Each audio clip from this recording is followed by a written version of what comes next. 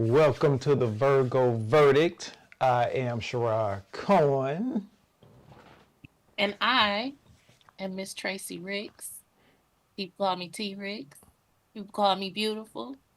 People call me all the good stuff. Welcome to the Virgo Verdict. All right, we got a nice topic today. The 5 C's of a relationship: personal or professional. So, how about I let you start it off with the first one? I mean, I sent you the list over, so you should be able to just rattle it off. Yes. Um, I want to talk about first what the 5 C's are, Go ahead. Yep. and then we can go into the first C. Yep. So, the first C. So, the first one is communication, which should be first because how you even going to attract your lover if you don't communicate in some way? Yep. Then there's consistency, commitment, compromise, and cooperation. Mm-hmm.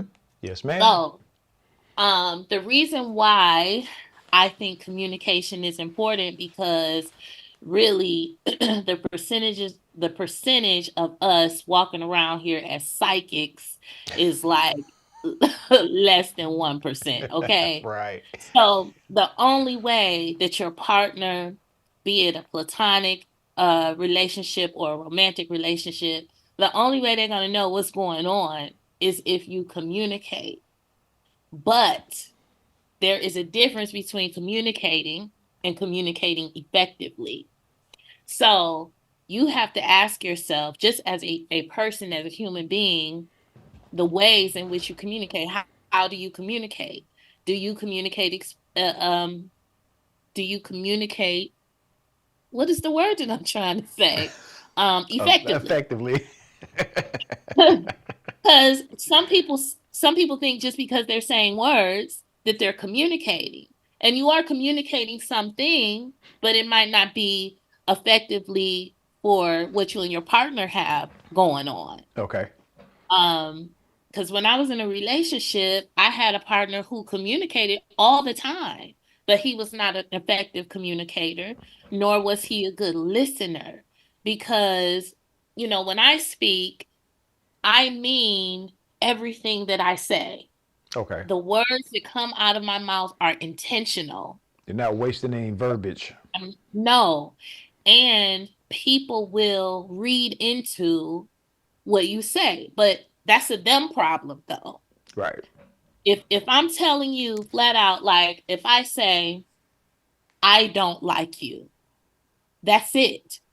I don't like you. And then you could ask me another question like, why don't you like me? And then I'll go along with this, list of things if there's a list of why I don't like you. Right. And I'm always very clear.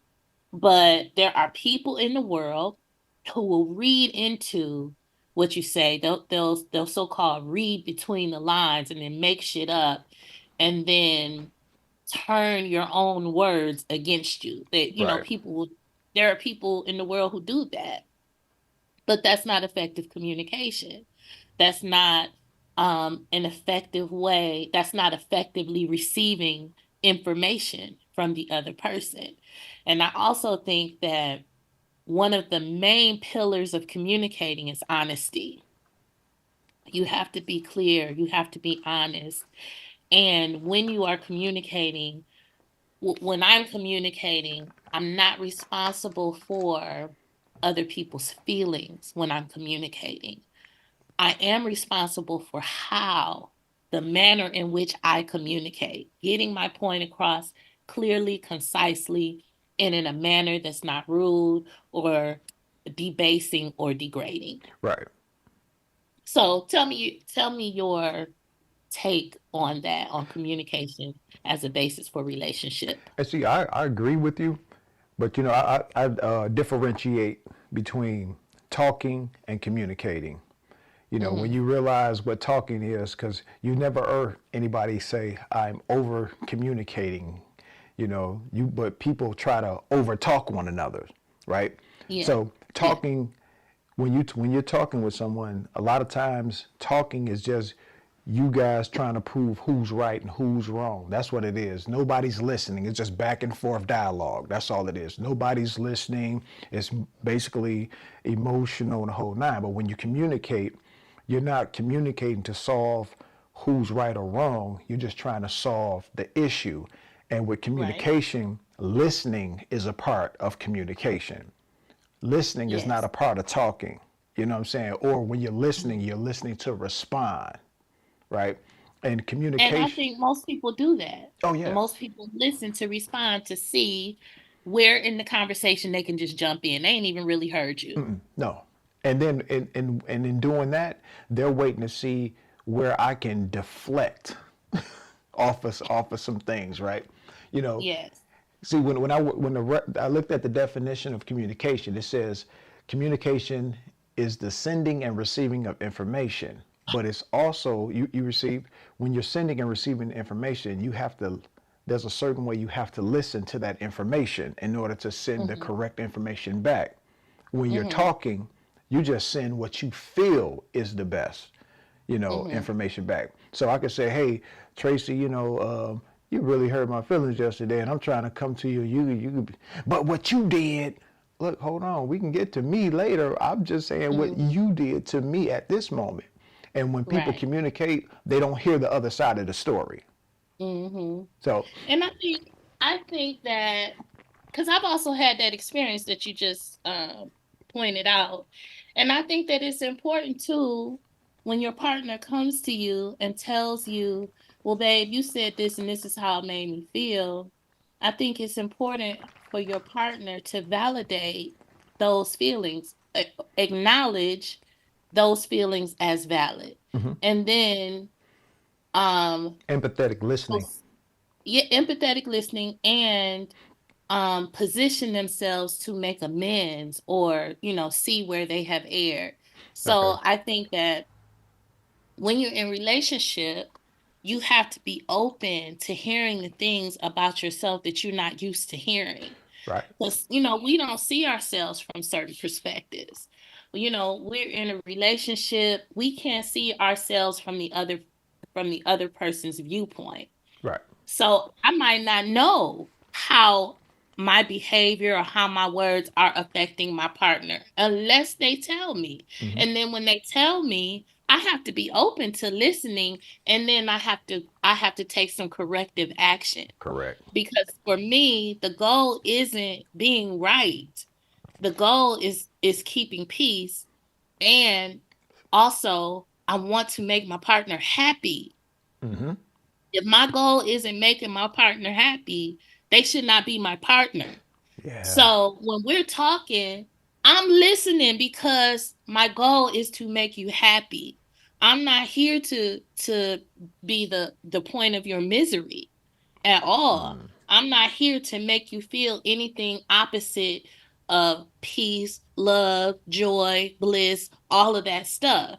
And if we come to a point in our relationship where we are feeling those opposites, that's when we got to have come to Jesus moments. That's when we got to communicate. And, you know, people communicate with more than their words. We communicate with our body language, Facial expressions. communicate with our facial expressions, we communicate with, our clothes, how we walk, how we talk, all that stuff.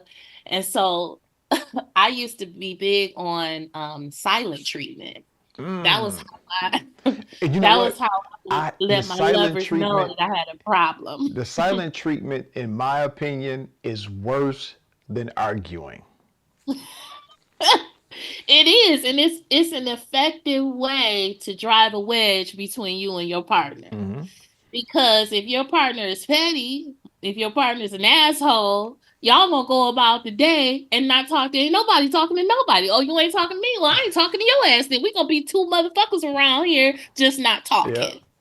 And and you're not getting anywhere with that behavior either. So as I got older, I started to first of all, I had to be honest with myself Okay. about why I was not communicating, why I was given the silent treatment. And I wanted to inflict some kind of pain. I wanted to hurt them a little bit. I wanted to let them know, like, I wanted to be more dramatic than my words would say. I want to let you know that you hurt me or I didn't like that. And I want to, in turn, do it to you so you can know how it feels. So I'm going to give you this silent treatment. That was Oh, the way that I used to communicate. That wasn't effective communication because no. nothing got solved. It makes it worse. We were digging ourselves into a deeper hole. Yeah. And then, a number of offenses would take place in that space of us not talking Wow. to each other. I'm taking the covers off the bed. I'm wrapping myself up in all the covers while we sleeping. Little petty shit. Or I'm sleeping on the couch tonight because I don't want to fuck. I don't want you near me. Shit like that. so I and so there are one, two, three, four types of communication. Yep. There's passive communication, which is the silent treatment. Because many problems can be solved with, I ain't like what you did last night. Now I don't want you to do it no more. Can you not do that again? And then And I'm not then saying that that. could be that. But when you giving the silent treatment, this shit can last for days. So Yeah. that's passive. And then there's aggressive communication, which is it tends to be driven by anger and judgment and can also result in inflexibility. And this can create a hostile environment. I, And I think this aggressive communication is for people who have emotional issues, anger issues, and don't know how to use their words. They respond usually with feeling yep. other than words, other than common sense is I'm gonna punch the wall or I'm gonna punch you. Or I'm trying you to know, intimidate you. yeah. Because I've been in situations like that too, where I have been physically intimidated by my partner. But another thing with me is I don't want you to know that I'm scared.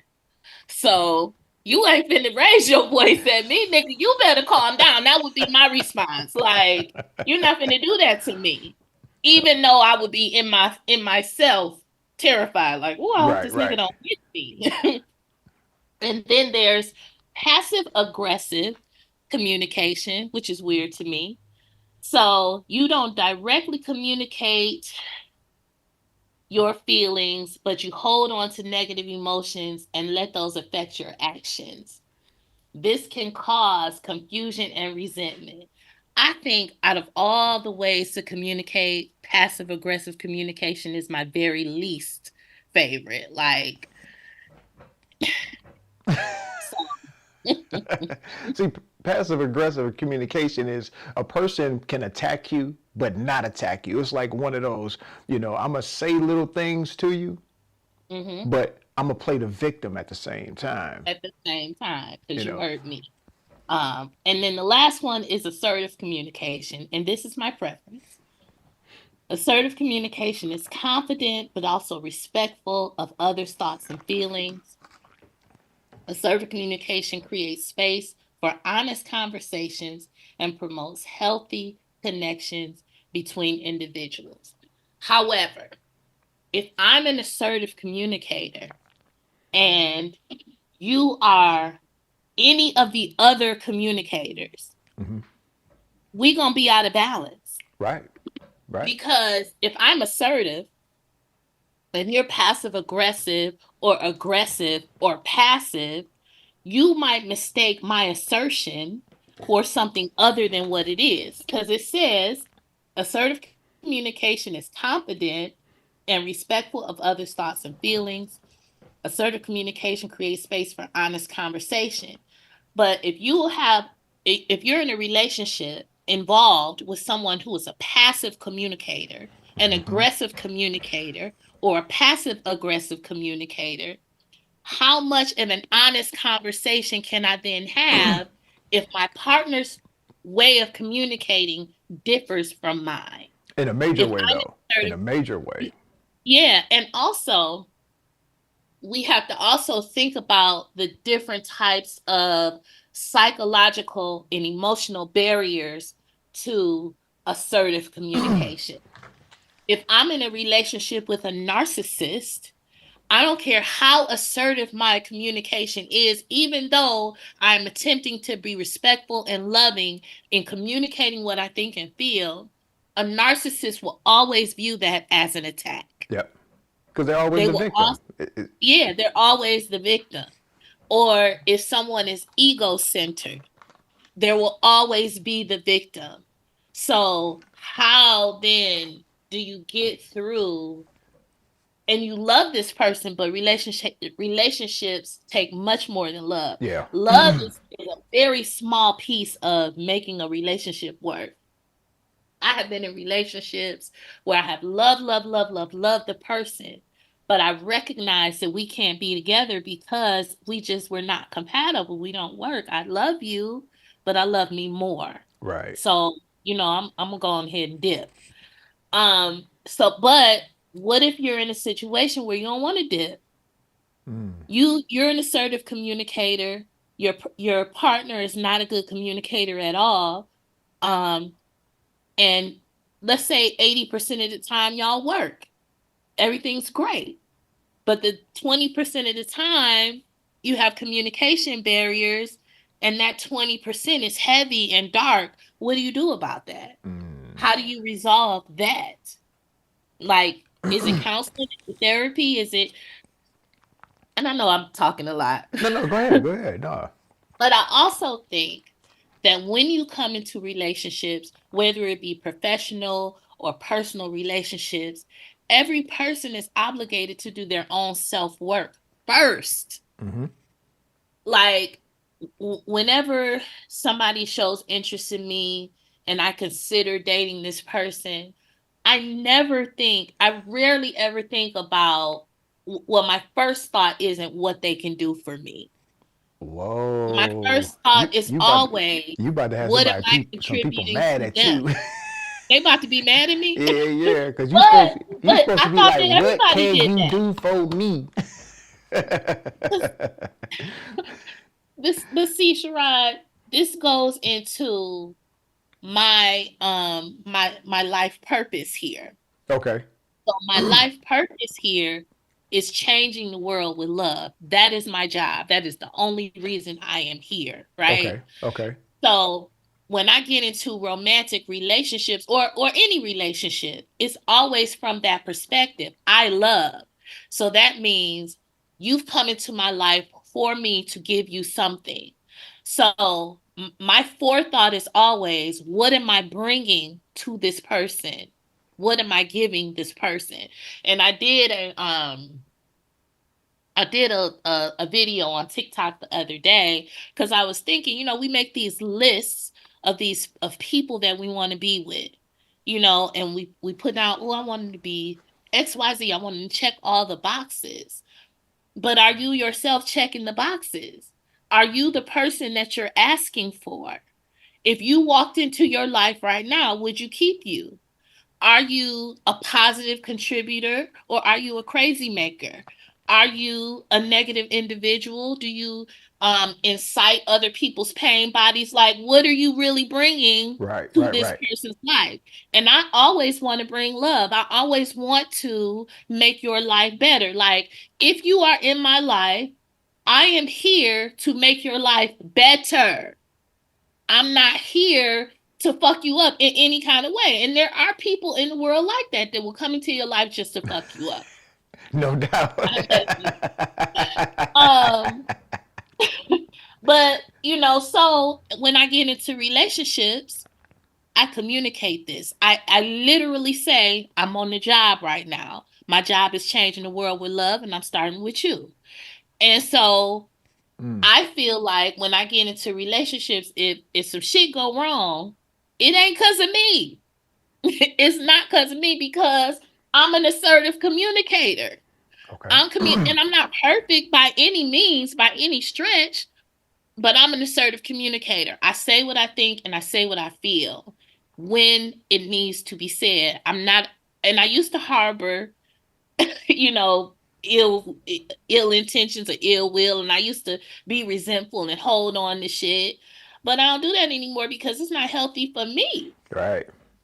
It's They, not healthy for me to hold on to that shit. I'm not walking around my house giving nobody the silent treatment because I want my house to be warm and peaceful in heaven when we walk in every time. if any place on earth has to have peace and harmony and balance, that's your crib. Because once you Yes, close that door, all the craziness from outside should remain outside. outside. Yes, I agree 1000%. So, but there are so many people in relationships now that are dysfunctional, toxic, out of balance. I mean, like, if I look at all of my friends in relationships, if I've got 5 friends in relationships, maybe 2 of them are in good ones. And the root of the issue is they're not communicating effectively with each other. They're not telling the truth when it needs to be said. Okay, got a They're not question. saying, Got a you question. said what? I got a What? question.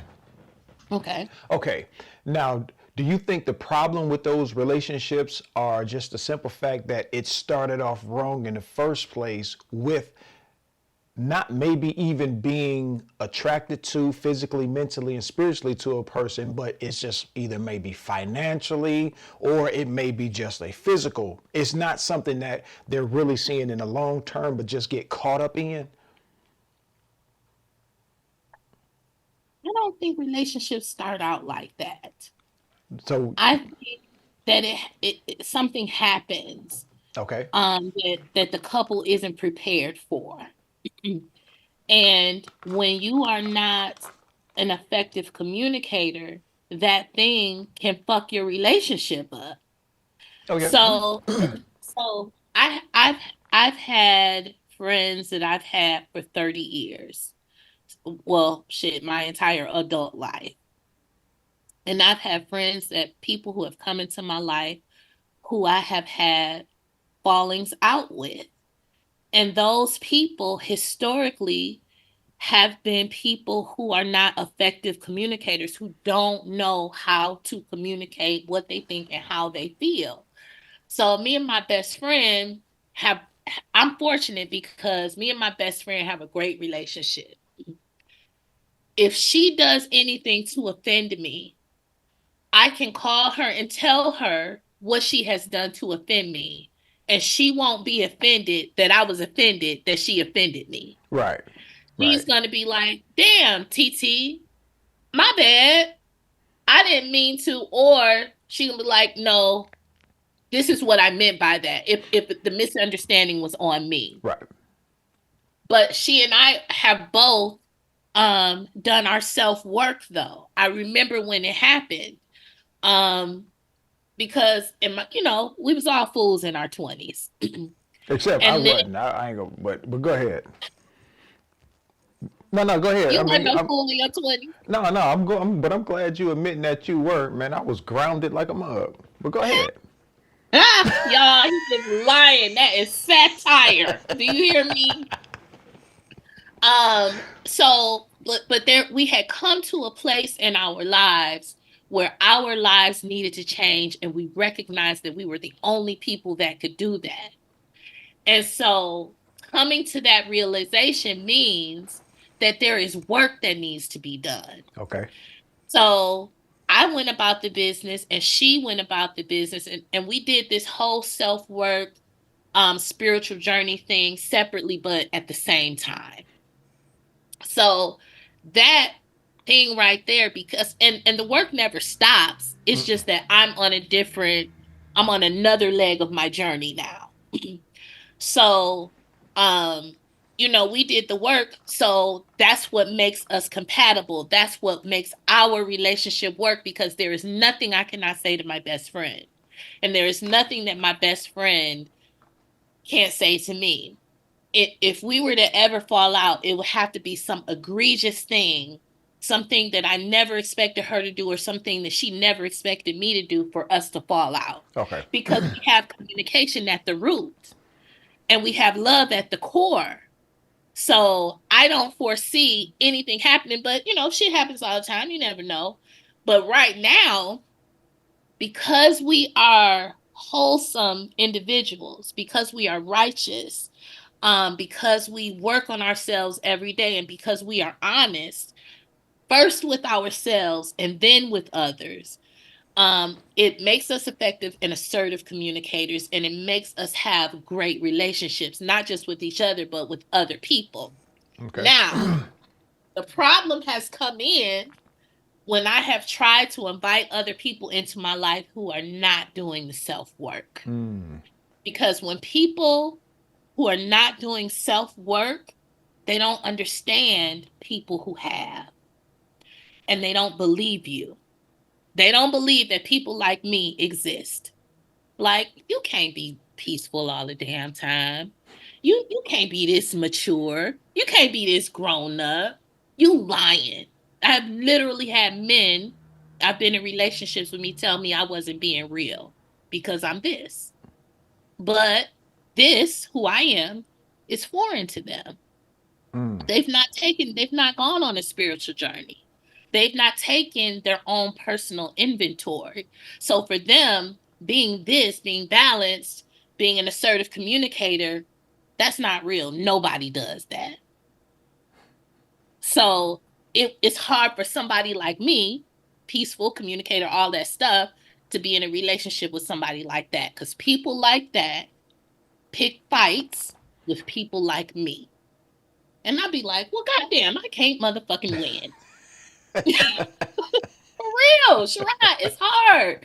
It's hard out here when when you still constantly trying to work and grow and stuff, and then, but I can't help you on your personal journey.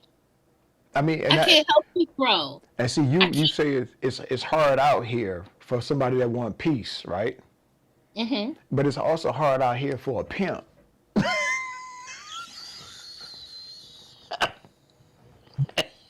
Why are you this way? And that's not even funny. It's not even funny. I don't even know why you laughing so hard and showing all your teeth. That's not even funny. Because I knew Oh, what kind of reaction I was going to get. so you I was listening to you, Sharad. Okay. So according to, what is this? The 7 types of listening. There are 7 types of listening. And Now, what I'm going to do, I'll put the definition in the description. We can name them off so that people can do their homework, because what I okay. believe is people don't understand that there are several types of listening, but most of us don't even do one of them. Right. Because now I got an issue listening sometimes. I do, Okay. but I can admit it. So let me just go through the 7 types and then we'll discuss. So there's informational listening, discriminative listening, biased listening. I'm that's me. I'm guilty. Sympathetic listening, comprehensive listening, empathetic or therapeutic listening, and critical listening. So let's see. Informational listening. I don't even know what the fuck that is. Okay, here we go. Informational listening. Now, when you want to learn something, you'll use informational listening to understand and retain information. So this is what we do like when we're in school, Right. right? Right. Or Or just we're listening to watching somebody a gaining knowledge from documentary. somebody. Yes, yes. Discriminative listening is the first listening type you're born with. Everyone innately has discriminative listening skills. You use this type of listening before you even know how to understand words. Instead of relying on words, discriminative listening uses tone of voice, verbal cues, and other changes in sound. Yes, we all do this. Yeah. And sometimes we will misconstrue tone of voice and verbal Hey, cues you know and what? other changes Let, in sound. let me tell you something. Now, how you pronounce my name is Sherrod, right? Hmm. But when I got in trouble, it's like Sherrard. That R was like real hard, and I was like, "Oh shit, I'm Mhm. in trouble," you know. And because when I was in school, they were like, "Oh Sherrard," you know. But then when that R at the end got pronounced, it was like Mhm. R. I was like, "Ooh, I'm in trouble." I'm in trouble. That's when you know. Like when you didn't come home when the street lights came on and whoever had to call your name up the block. Yeah, You knew by the sound of their voice and the tone that they used that you was in fucking trouble. yeah. Also, when I'm in school, so I'm a teacher, everyone. And I teach high school and I'm cool with all my kids. I'm they my shit and I'm their shit. Okay. But when it's time for me to get down to business, they know when I'm serious The whole because tone everything change. changes. Yeah. My face changes, my posture changes, my tone changes, and my word choice changes. So when I see my kids coming down the hall, they see me. I'm like, "Hey, sweetheart, how you doing today?" And I always give hugs. If I'm having an issue with my kids, ain't no sweetheart. Ain't nothing sweet with my words because I need you to know and understand I'm not playing right now. I ain't being sweet right now. I'm upset and I need you to understand. I need you to get your shit together. Mm-hmm. Yep. Um, but the one I want to talk about is biased listening. Okay. So, biased listening is also known as selective listening. Someone who uses biased listening will only listen for information that they specifically want to hear. I am guilty of this, especially in romantic relationships, because I am a chronic overthinker. I really, really am. I'm a chronic overthinker and I'm working on it. I work on it every day to not be this because chronic overthinkers make assumptions about things. Mm-hmm. And you don't have to. And if I did what I appreciate people doing to me, because when I say words, like I said earlier, I say them with intention. I mean the words in their classic traditional meanings when I say them. Okay. Like, for instance, when I say the word nigga, I mean that as a scathing insult.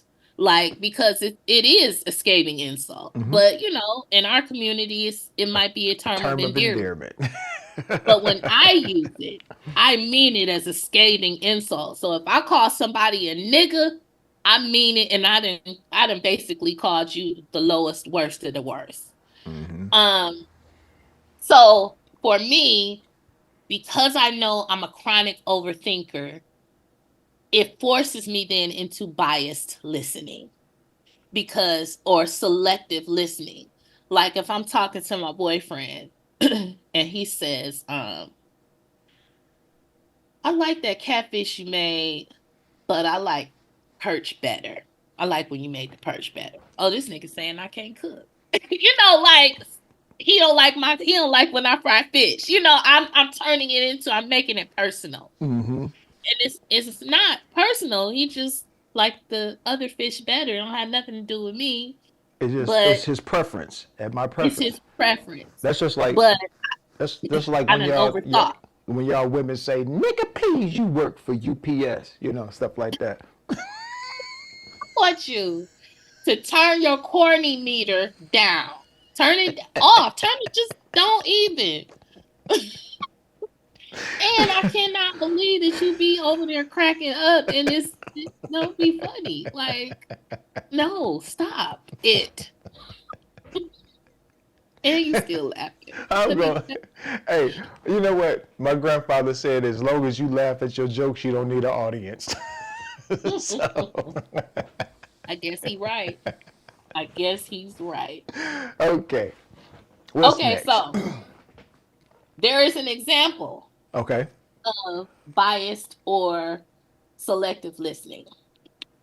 Let's say your superior is briefing you on a new project. Okay. You're waiting to hear about the details of this assignment because you've been excited for a long time about it. Because you're so focused on the details of this assignment, you don't fully hear everything your superior says. As a result, You hear your superior explain how you'll be judged on this project, but you don't fully process it.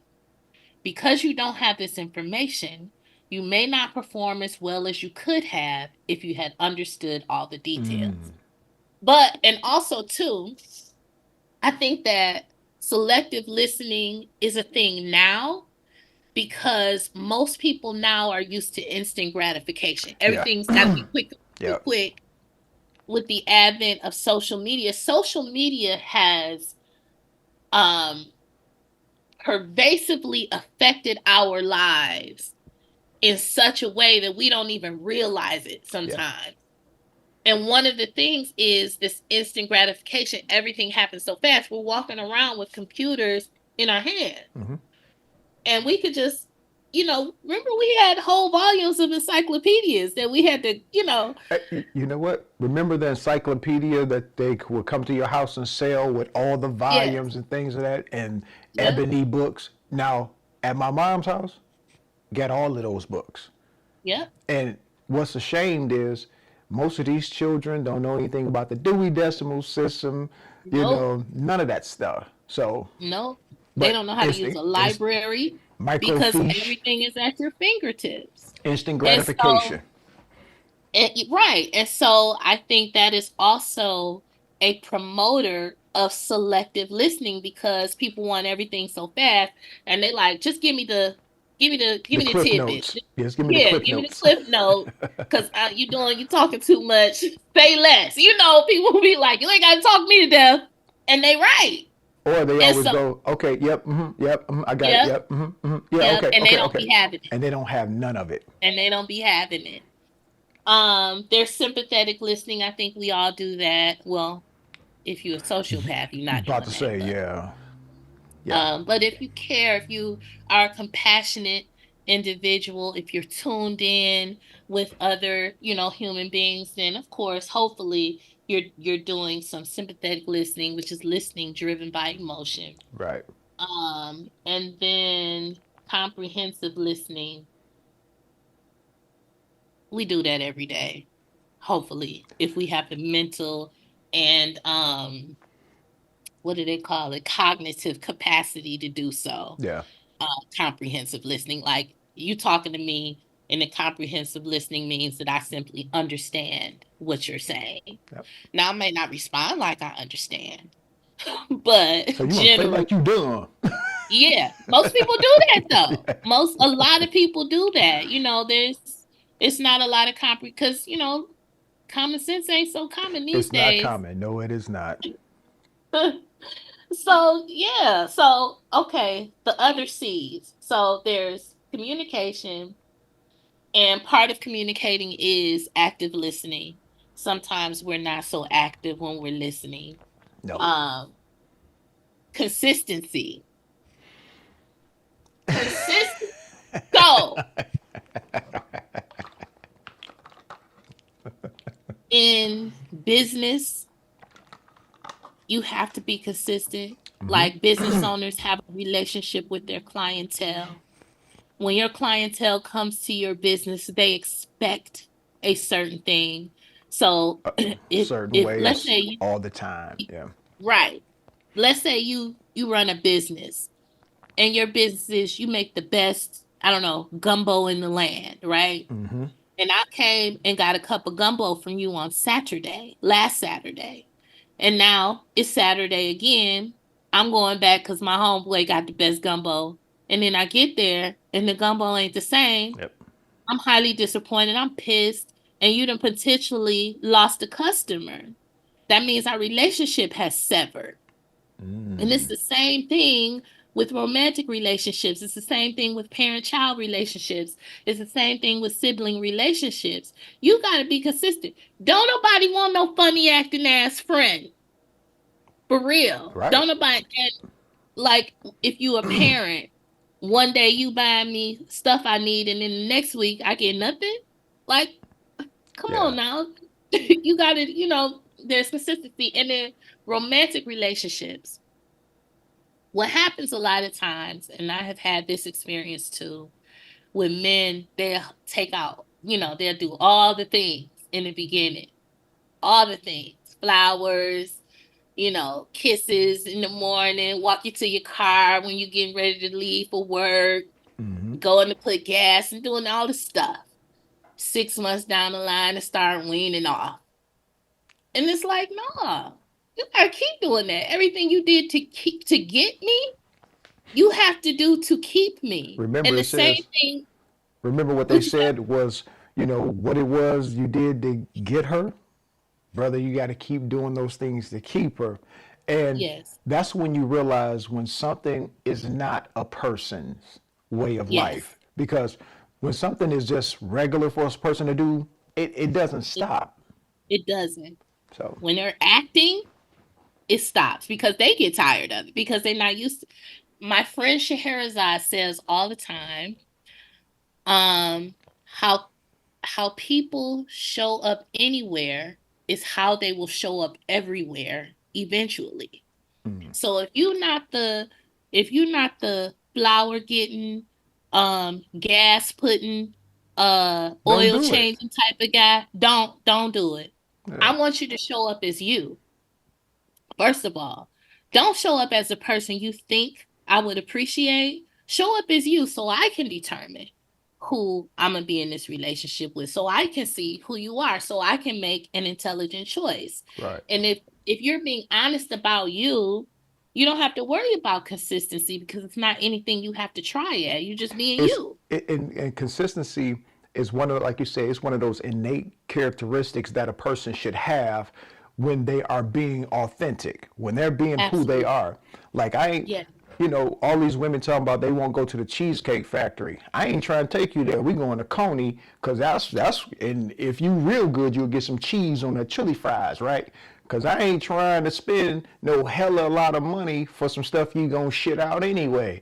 I'm, And let's talk about that yeah, because, cause first of all, I feel like you should date according to your self esteem and your bank account. If you know that you're not paying $200 for a meal, don't attempt to date a woman that requires a $200 meal. Like for real, that's not your type. hey, It just isn't because you will be like, especially on the first date, if she like that would for me, that would be a turn off. If I go to take a woman out and she like, oh, I'm not going to the Cheesecake Factory, then you're not my person. I can't date you. right, I gotta drop you off back Cause at the crib. yeah, cause I like the Cheesecake Factory. And so if you not somebody that likes the Cheesecake Factory and I do, then that means and then you scoff at the idea of going to the Cheesecake Factory. You're not even gonna get out the car. You're not my person. But I'm not trying to date you. you know what? This is the thing. I think people should, one, before you even go out on a date, y'all should speak on the telephone. Y'all should just kick it. Absolutely. That's the communication Yes. part would determine if we should even go out on a date. But my thing Absolutely. about going out on dates, go out on a date and go somewhere where you normally go. Cause see, I mean, these expensive restaurants, you don't eat there every day. You don't eat Mm-mm. there 3 to 4 times a week. So Mm-mm. take them places where you go. And if you take them places where you go so they can get to know who you are. You are. Because, Yes. you know, going to the expensive restaurant, I believe the average person can afford it. But I'm gonna put it to you this way: I'm not a foodie. I don't care about restaurants, the Mm. ambiance of this place. I don't give a damn about none of it. The best places I've eaten were hole in the wall places, and then I ain't have to go get a second meal after I left there because I wasn't full from that little piece of shit steak they gave me. You know what I'm saying? Right. So Yes. I go to eat to get fucking full. You know what I'm Mm-hmm. saying? And Mm-hmm. we're gonna already have had an extensive conversation before we ever go out anyway. Right. So So you gonna already know. You right, gonna already know who this person is. Because for me, if we haven't communicated, then I'm not gonna know that you don't like the Cheesecake Factory. mm, So if we've communicated, I'm already knowing. Oh. I can't take him or her to the Cheesecake Right. Factory. Then I got to make a choice then, because this person is clearly out of my league. But do I want to step my game or not? I don't want to say step my Yeah. game up, but do I want to step outside of my comfort There zone you to go. meet them where they are? Yeah. That's a choice that you have to. That's a personal thing. Now, That's a conversation you have to have with you. every now and again, I don't mind. Let's step out. Let's do something different. Let's try something Mhm. different. But don't try to make that the norm if that's In not an who you already are. established relationship, though, Right. Oh yeah. in Perfect. a Yeah. be in Yeah. in a new relationship, I feel like take me to the coffee house. If we must go out in the very beginning stages of dating or courting, let's go to a coffee house because I want to converse. Right. Right. I want to talk. Okay. Like Let's. we can go somewhere else. Expense. I'm not that chick, but we could go to an expensive place. That's great. But in the beginning, let's do.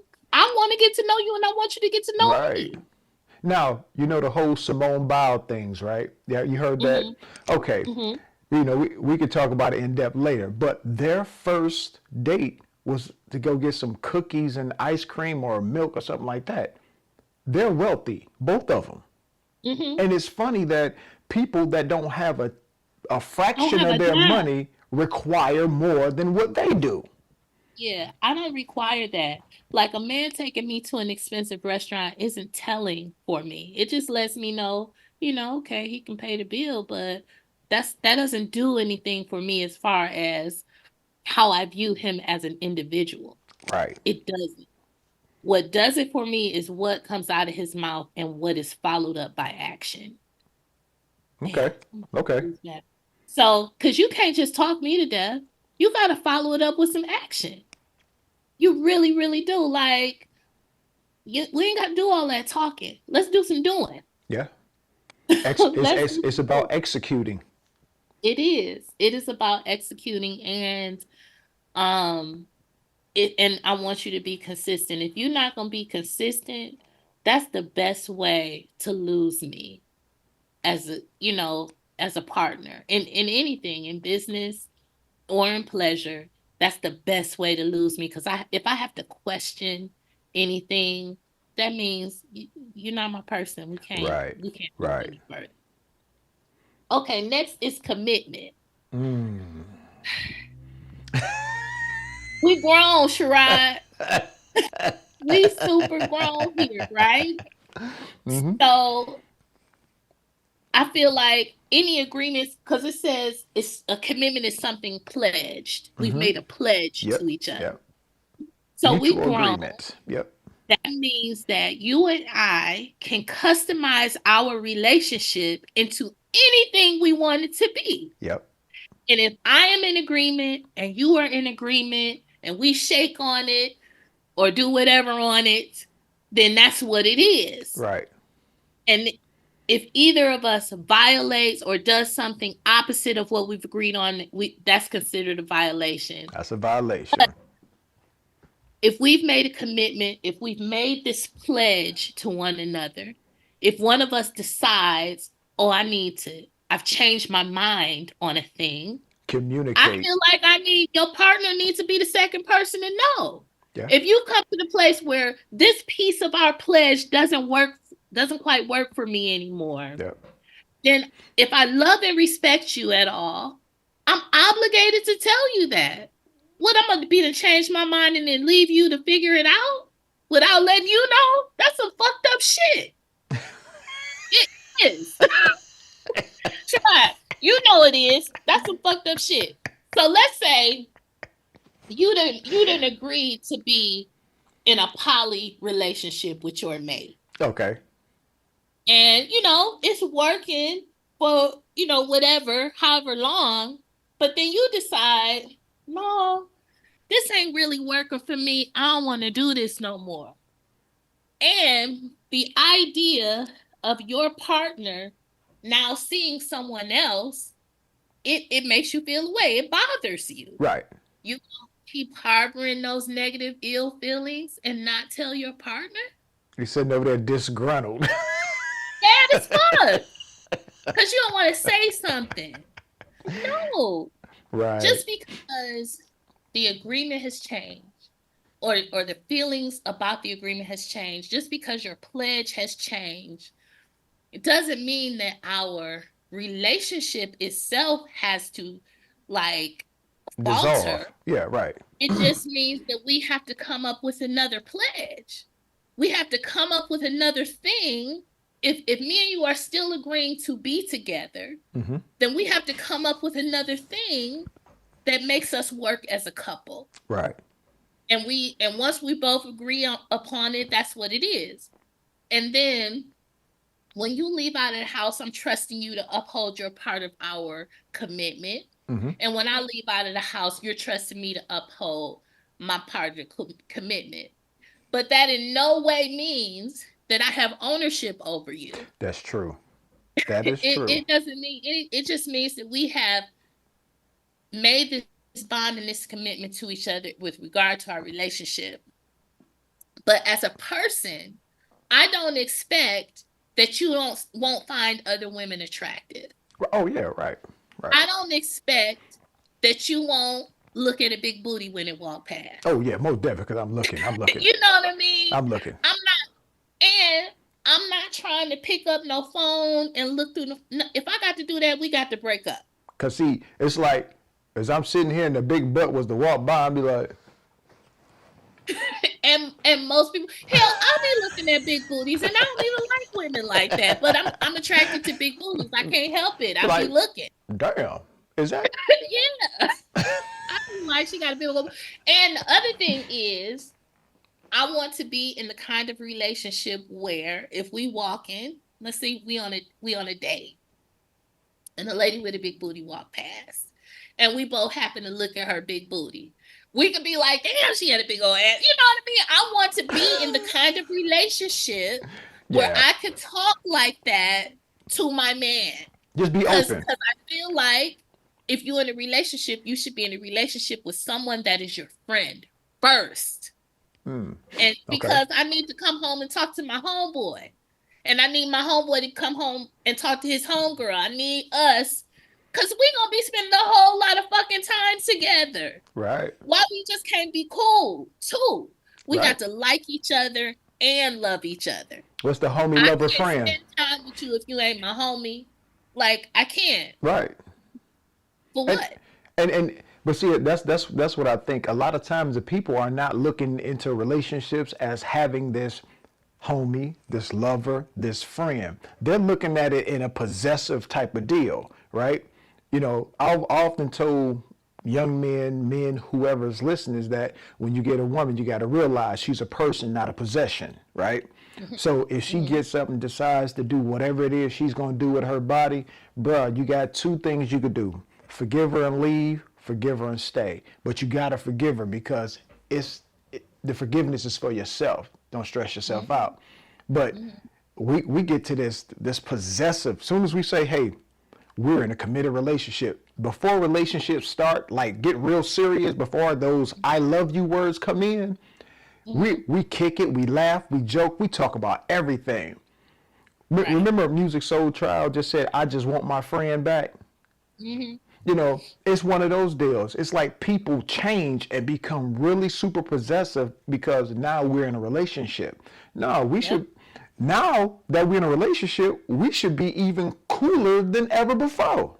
Even closer. Like, babe, let me tell you what happened. Like, for real. Like, when I Yeah. was in a relationship, my last relationship, I had that kind of relationship where I wanted to come home all the time. And so we spent a lot of time together because we really liked each other. Right. And we had a great, like, it was peaceful. I was with my homie.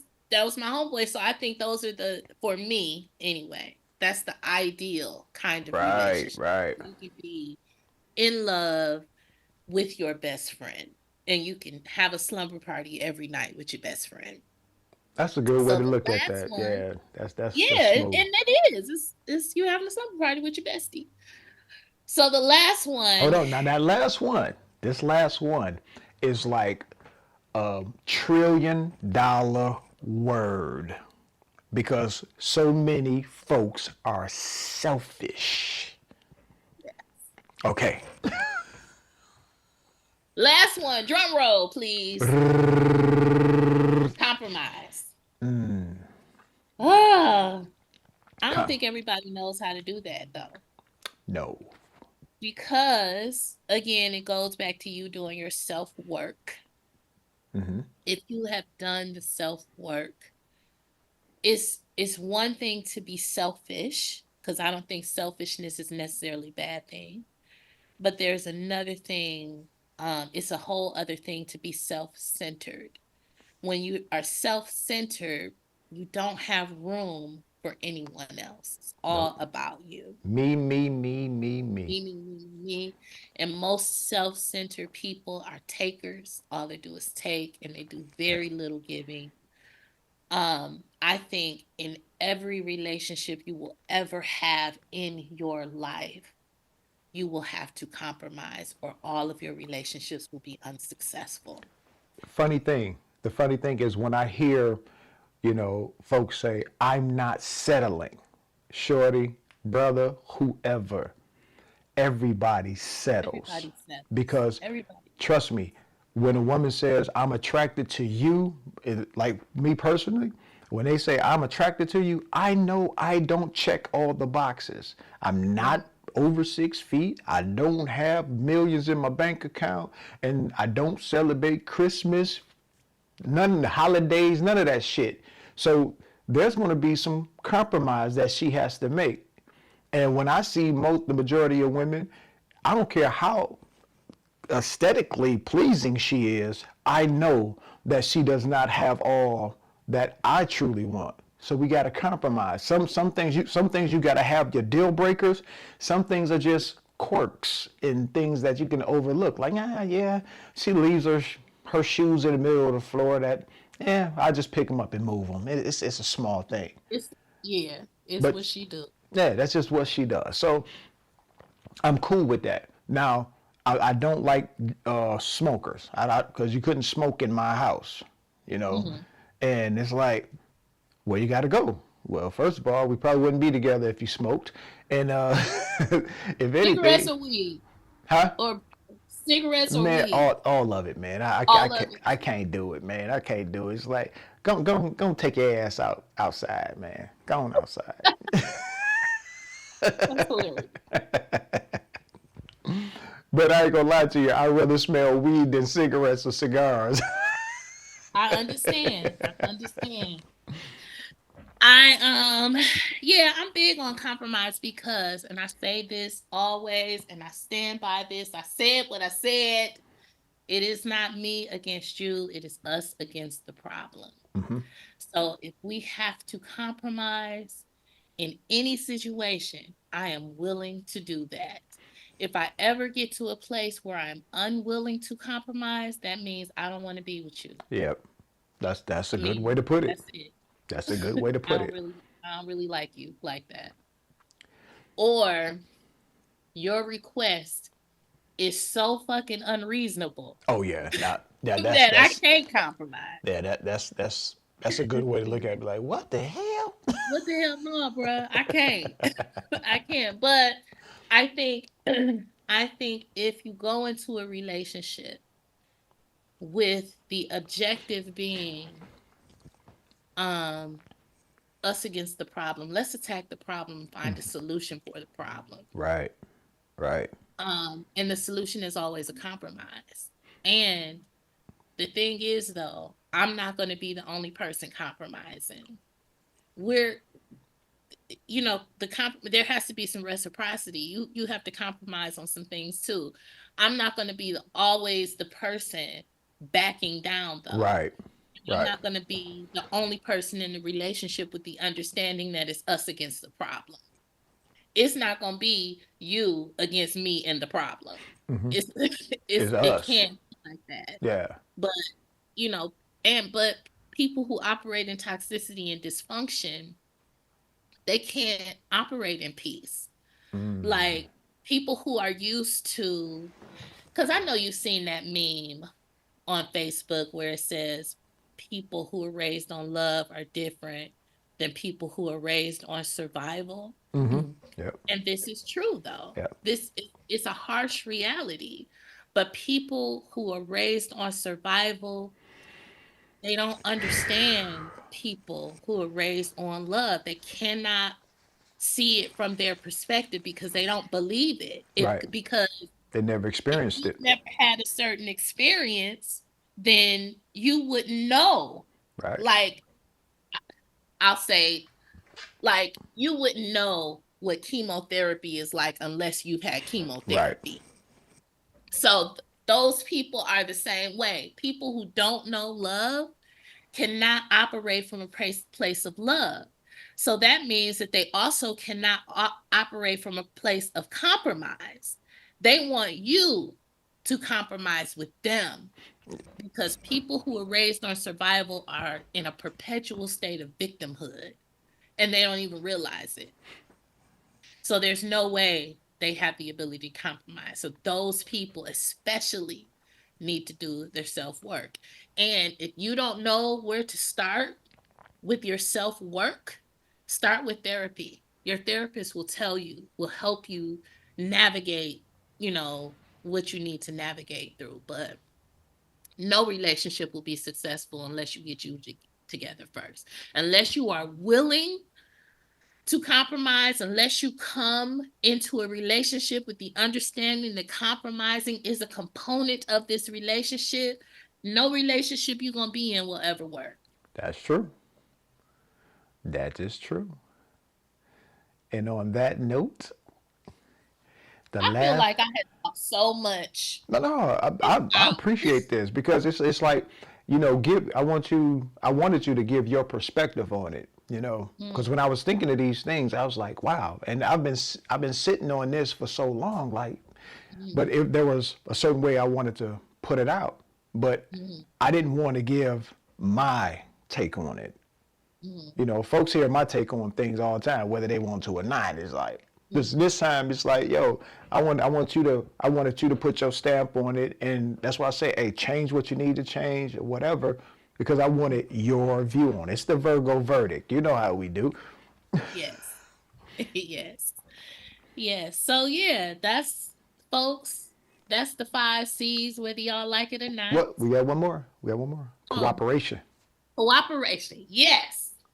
Cooperation. So we have to Cooperation. look at the word though. Co-op. Co, meaning the two of us. Mm-hmm. And then there's operation. How are we going to move and shake together? How is that? How are we going to move? So if in compromising, we said that it's us against the problem. Mm-hmm. So now that we've recognized it's us against the problem, how are we going to move around in this world as one unit? Now dig this. Now, dig this. Now, when I hear the words strong and independent, that automatically is a red flag for me to say we will never cooperate because strong means I have the strength.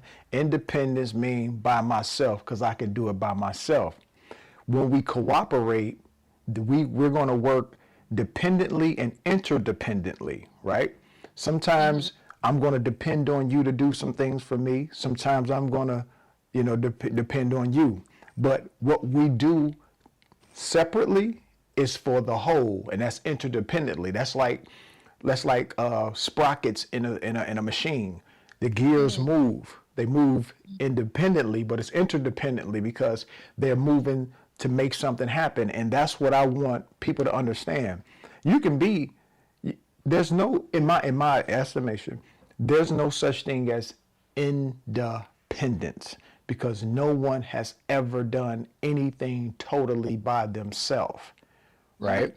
And everybody has to depend on somebody, but we all have to pull our own weight. Yes. So, Yeah, everything that we do here is for other people. We work a job.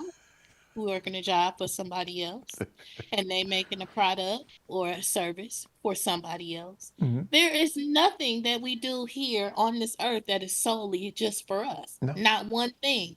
We can't even breathe on our own. Every time we inhale and exhale, we inhale and exhale in the breath of every single person on the planet.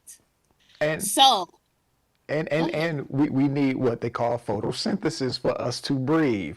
You know, when Yes. that great creator made us, that's why it's Mhm. called an ecosystem. We all depend on each other to take Yes. care of each other.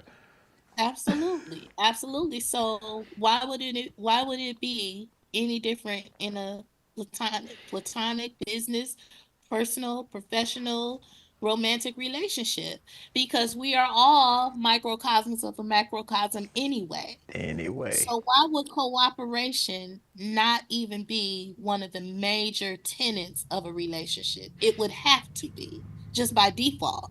If unless you're you're not selfish. operating right, if you're not moving in cooperation and you in a relationship, get out the I don't even understand the point. That What you want to be in a relationship for if y'all fussing and fighting all the time, y'all bumping heads and it's always friction? Who wants to be in a relationship like that? it's all about me. It's all about me. It's all about me. But like, no, Then you it's need to supposed to be just be about with yourself. us. If I have to explain that to a person, Yeah. I'm going to dip. Like for real, you ain't ready. You're Yeah. not ready for me. And that's the other thing too, Sherrod. Like we have to be honest with ourselves about what we're ready for and what we're not. That's true. Because, That's true. just because somebody comes to my into my life and they check all the boxes and they're ready for a thing or I'm ready for a thing, it doesn't mean that they are. And just because we cool, we like each other, we make each other feel a certain way, it doesn't mean that we're supposed to be in a relationship at all. Because A good it's person doesn't mean they're the right person. it doesn't mean they're the right person for you. And people can only love you in accordance with their own capacity to do so. So if they don't if they weren't raised in love and you think they cool, they make the butterflies go off in your stomach. That's cool. It happens. It's a physiological response to attraction. Okay. But if they don't know love, but you do, there's no way y'all can be in a relationship until something changes in them, until something profound happens. And it's not impossible because you might inspire something profound to happen in a person. I've seen that happen too. And that person comes into themselves just by virtue of knowing you, or by virtue of wanting to be with you, or wanting Right. to be with you so bad that they themselves are willing to do the work because you've inspired them in such a way. I've seen that happen, and it's not impossible, it's rare, but it can happen. But most of the time, I might be in a certain place in life and I might have a certain perspective on love, and you might not. But Right. we like each other. That means we just supposed to be cool. That's it. That's And it. Yeah. that's it. It can't go beyond that unless some significant personal changes are made. There you go. So yeah, So that's the 5 C's. Commitment, what was it? Commitment, consistency, um, I know it was compromise and cooperation. What's the fourth one? The you got third one? you got communication, Communication. I missed that. consistency, Communication. commitment, compromise, and cooperation. Yes. All And of those things are important. all of them.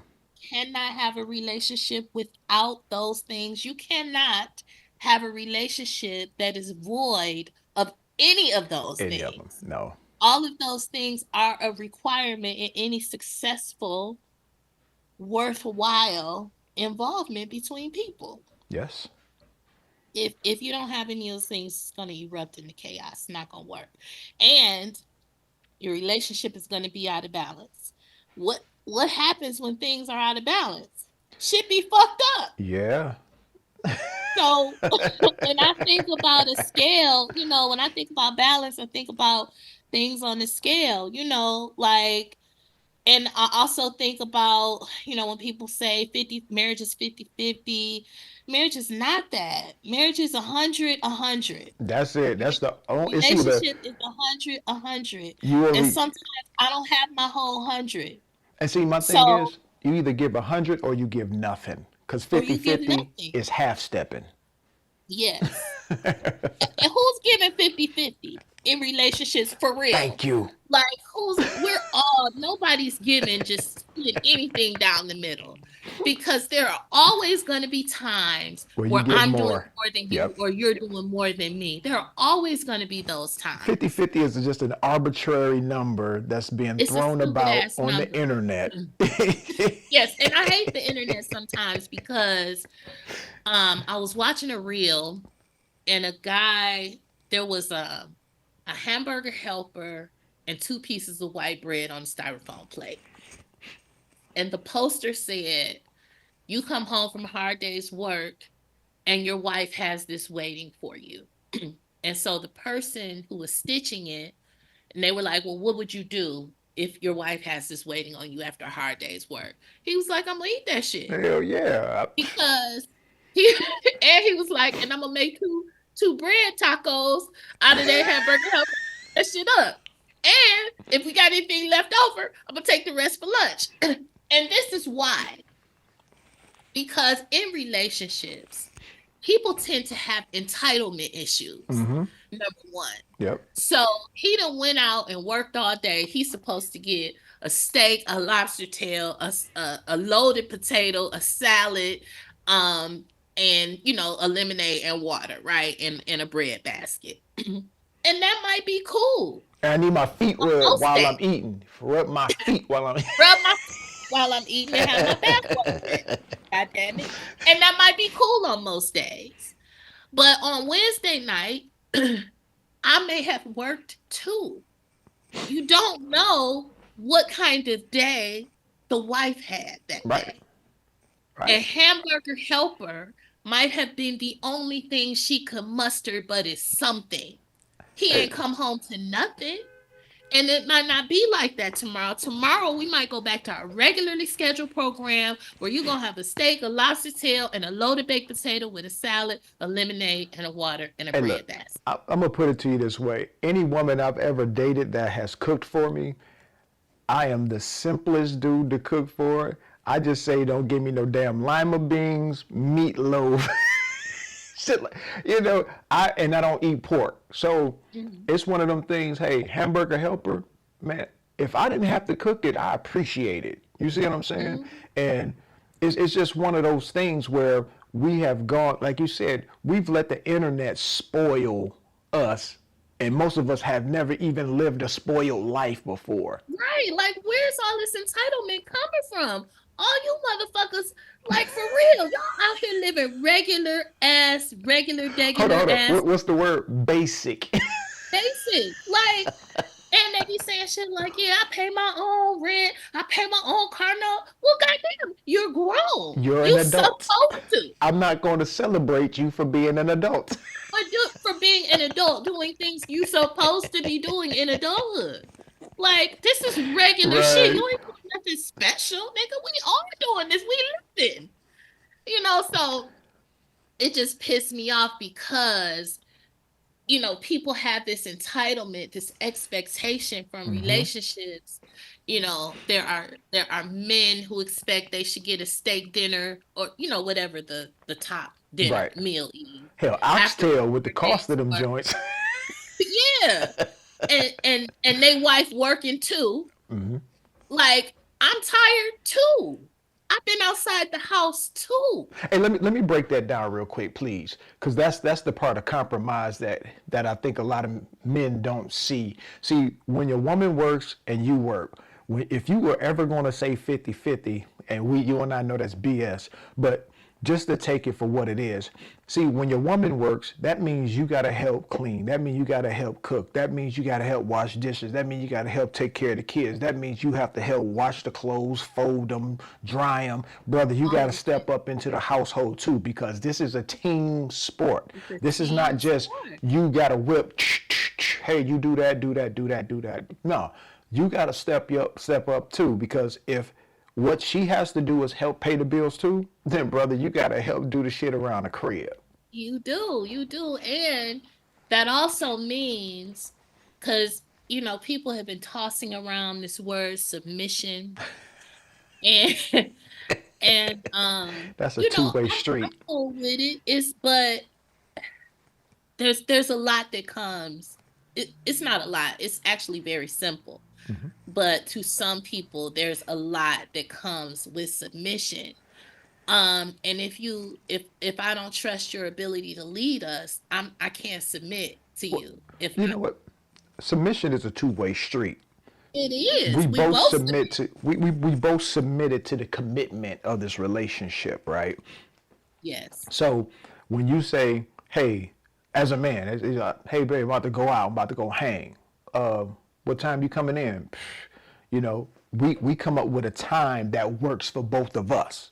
It gives Hmm. me enough time to just feel like I'm hanging with the fellas and I got some freedom, but it gives you, it's enough time to let you know that, hey, I respect what you say. So I just submitted to the agreement that we made. We both submit to one another. So all this, I need a woman that's going to submit. Well, to be point blank, when a person is into you, both ways, they're going to submit. You don't have to Naturally. make them. Yeah, they're gonna submit naturally. It's Right. a natural, We because we you gonna want work to do together. things. Yes, you want to do things for your partner. When Hmm. you are in true partnership, Yep. you want to do things for your partner. You want to do things to take something off their plate. You want to do things to lighten their load. You want to do things You to don't make them. have to tell me to do You don't have to anything. tell me. If I if Yeah. if I move in your home and you say, well, I need you to do this. Well, when I move in your home, what I tell any young man first, I say, don't move in with a woman. That's my take. But then I also tell you, before you do that, have your own shit so you know how That's to it. take care of yourself. And Hmm. then on top of everything, when you move into any place with anybody, you have to make yourself valuable. Hmm. So sleeping on the couch with your feet up, eating corn chips, whatever all day and don't contribute, bruh, no. This is what you do. When you walk into somebody's house, and especially if it isn't yours, you're in her shit, this is what you do. Hey, that trash goes out. That snow gets shoveled. That grass get cut. Oh, that hinge on that door that's broke gets fixed. Because when I walk in someone's house, I notice things right off the rip. And if I'm Hmm. moving in on that, it's like, okay, I'm gonna try to get to that for you. If I live with you, it's definitely gonna get done. Hmm. So, And that's how it should be. That's not, because when you're in a relationship, there's a whole lot of paying attention though that has to yeah. happen. There's a whole lot of consideration for your partner that has to happen. There's a whole lot of responding to things that aren't necessarily being said. Oh, like you really got to pay attention. Like, oh, I know he don't like gravy. I'm not gonna make gravy with, whatever, Right, because I right. know he don't like gravy, or just little stuff. You have to pay attention to your partner, and I think that people appreciate that. Like that, for me, if I haven't had to tell you something and you've automatically done a thing for me, that does more for me than, you know, a designer bag. You know what I mean? Mm-hmm. Like Yep. those kinds of things. Like, damn, he paid attention to me. Like when Sierra, He considered you. he considered me, because Sierra, she was on a podcast, and she happened to mention on the podcast that the Waffle House was her favorite restaurant. And so for her birthday, you know, the husband rented out a Waffle House. that's awesome to me. Like, first of all, he wasn't even on the podcast. He was just listening. And he took that little piece of information and turned it into something for her. Mm-hmm. That, shit like that will keep you with your slippers at the front door and, your feet rubbed. Like, goddamn, because I know it makes me feel like, number one, I'm not being used. I'm doing these things for you and you're doing things for me. Like, we're doing things for each other. We're in partnership. Mm-hmm. So I don't ever feel like I'm being made a fool of or I'm doing too much or anything, because he's paying attention to me too. Right. And I think that is important. Yeah. And, if I want to be in a long-term relationship, it has to be that way. Yeah. We have to we have to consider each other. There has to be reciprocity. There has to be honor in our commitment. There has to be cooperation. We have to operate in this thing as if we are one unit, one band, one sound. Right. Um, there has to be some kind of pledge that we have made to one another, even if it's not on the monogamy tip. We still have an understanding between us that we have agreed to operate like this with each other. So, yeah, I think the 5 C's are important. I think they are the foundation upon which every healthy relationship should stand. I think if you are not engaging in the 5 C's, or you're engaging in the 5 C's negatively, you're doing it wrong. And I think that every relationship could benefit from the active use of the 5 C's. And also, and I cannot say this enough, we is grown as fuck. We can make any Yeah. relationship we want to make if Yep. we agree to it. If the two of us agree to it, fuck what the world says we should do. Yep. And let's just do what we know we can do as a couple. Okay, so we're in agreement that the 5 C's is good for continued growth and compatibility. Absolutely. All That is right. my verdict.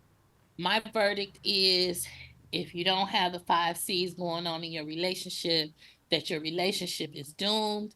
Get out now. And there you And have before it. you get into a relationship, I think all of these things should be discussed. I don't think you should be discussing the 5 C's once you in a relationship. It's I think this, that's pre yes, this pre-gaming here. right. Yes, that has to go on during the dating and the courtship and dating phase. Hell, it has to happen in the courtship phase, because it lets you know, or If it lets you're your partner compatible. know. Yeah, and it lets me know what you finna get into. Yeah. What you can expect in a relationship with me. So yeah, those things have to be talked about, among other things, and I'm sure on other shows we'll, broach those Oh subjects. But yeah. for Oh yeah. now, Well, I mean, five C's and got to be the foundation. about to say, I think the 5 C's is something we can have continued conversation on, because since you and I have determined that, hey, this is what you need for a relationship, I think this is something that'll be an ongoing thing we need to discuss and explain and push to folks. Yes, and I would love to go in depth about the 7 types of listening, Next week. because none of us do Next the week. yeah, let's Next do week. it. Next week is Let's the 7 types of listening. Yes, because I could benefit from listening better. I could, No, we it's a all can. thing. We all can. Yeah. So All yeah, right. that's it. So there you have it. That's our 5 C's. I'm going to leave a link. I'm going to put this in the description so it'll be a link so people can look at it and study it. And we appreciate everybody out there for joining us, and we'll see y'all next week. Peace. Peace.